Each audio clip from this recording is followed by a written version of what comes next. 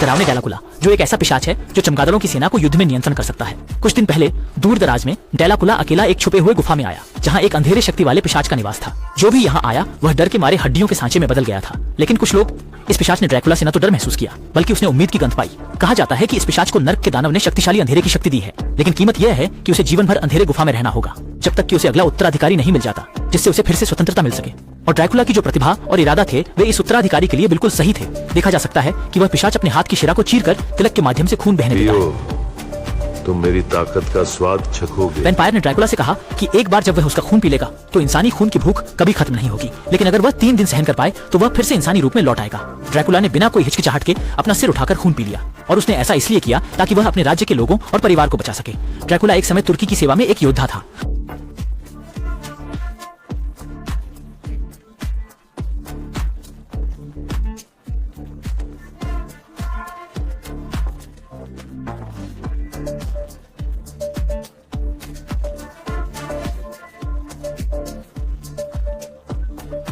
उसकी सेना में शामिल करने की यह मांग सुनकर वहां उपस्थित सभी प्रजा क्रोधित हो गई, और एक पल के लिए ड्रैकुला को भी गुस्सा आ गया। लेकिन तुर्की की 1 लाख की विशाल सेना के डर से ड्रैकुला को सुल्तान के सामने जाकर विनती करनी पड़ी कि सालों की मित्रता और भाईचारे की याद में वह उसके लोगों को छोड़ दे। लेकिन सुल्तान ने न सिर्फ निर्दयता से मना कर दिया, और उसने अपनी शर्त में एक ऐसी शर्त जोड़ दी जो ड्रैकुला के लिए अस्वीकार्य थी। शर्त यह थी कि उसे अपने बेटे को सुल्तान के पास छोड़ना होगा। जब पत्नी ने इस बारे में सुना तो वह बेहद उत्तेजित हो गई, और जब तुर्की के सैनिकों ने यह सब देखा तो वे मौके पर ही हंसने लगे। ठीक उसी समय ड्रैकुला का बेटा अपने पिता के पास आ गया।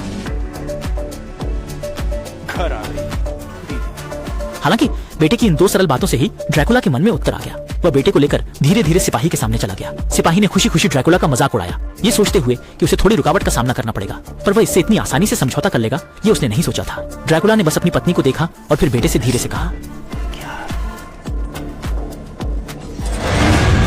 ड्रैकुला ने तुरंत सैनिक की तलवार खींची और उसे सीधे उत्तर पश्चिम भेज दिया। फिर एक और चाल में उसने बाकी के छोटे दुश्मनों को आसानी से खत्म कर दिया। यहीं से शुरू हुआ। इस क्षण से अपने देश के नागरिकों और परिवार की सुरक्षा के लिए ड्रैकुला सबको यह दिखा देना चाहता है कि वह अब सुल्तान के अधीन नहीं रहने वाला, बल्कि उससे सीधी लड़ाई करेगा। ड्रैकुला ने अपने आदमियों से कहा कि वे उसकी पत्नी और बच्चे को जल्द से जल्द किले में लौटा दें और युद्ध की तैयारी करें। खुद वे अपने प्यारे छोटे खच्चर पर सवार होकर टूथलेस माउंटेन की ओर बढ़ गया, क्योंकि ड्रैकुला जानता था कि सुल्तान की 1 लाख की सेना से लोहा लेने के लिए केवल अपनी ताकत पर भरोसा करना पर्याप्त नहीं होगा, और टूथलेस माउंटेन की गुफा में मौजूद पिशाच अपनी शक्तिशाली अंधेरी ताकत दे सकते थे। ये उसे शक्तिशाली अंधेरे की शक्ति प्रदान कर सकता है। जब ड्रैकुला ने पिशाच का खून पिया तो उसे एक भ्रम होने लगा, और पता नहीं वह कितनी देर तक सोया रहा। अंततः वह एक छोटी नदी के पास जागा। अब उसे जीत के आभूषणों से बहुत डर लगने लगा, क्योंकि वह खुद एक पिशाच बन चुका था। लेकिन उसे इस बात की खुशी थी कि उसके पास ऐसी शक्ति है जो सब कुछ ध्वस्त कर सकती है। अगली बार मिलते हैं। यहाँ तक कि 10 लाख किलोमीटर दूर के जानवर और अनंत आकाश भी ड्रैकुला की आंखों में इतने स्पष्ट थे। उसने एक चांदी की अंगूठी को धागे में पिरोकर अपनी कलाई पर बांध लिया, बिना यह जाने कि इस समय उसका राज्य सुल्तान के हमले का सामना कर रहा था। ड्रैकुला तुरंत बिजली की गति से 120 किलोमीटर प्रति घंटे की रफ्तार से किले की ओर दौड़ पड़ा।